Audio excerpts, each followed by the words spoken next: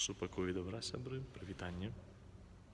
Сённяшняе Божае Слово поўнае парадоксаў, калі не сказаць нават трошкі жорсткае.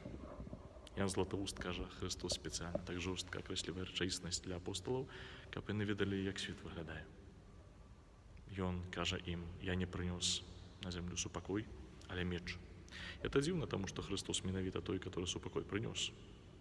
Христос — это князь супакою, так яго называем. То чаму тады ён такія словы кажа? Там у арыгінале па-грэцку ўжыта слова «кінуць, не клапоцячыся, куды ўпадзе». Христос кажа: я не кіну гэты супакой, не раскідваюся супакою. Бо добра ведае, што супакой гэта не нейкая такая вот рэч, которая упала ёсць.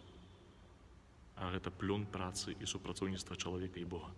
Дар і плён працы. Але што з'яўляецца тым мячом?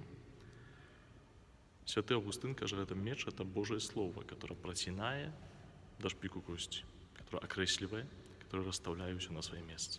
І нават калі яно можа выклікаць непаразуменне паміж намі, то і так прывядзе да трывалага супакою, который не з'яўляецца абыходам вострых вуглоў. Я баюся людзей, которые абыходзяць вострыя вуглы, таму што, магчыма, яны не людзі, магчыма, яны кібаргі.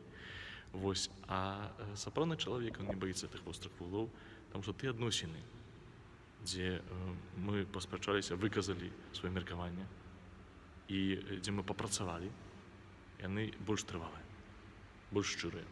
Тыя адносіны, дзе, магчыма, не быў кінуты супакой, а дзе мы кропля па кроплі здабывалі яго, цаняцца больш. Добрага дня, сябры, і ўбачымся заўтра.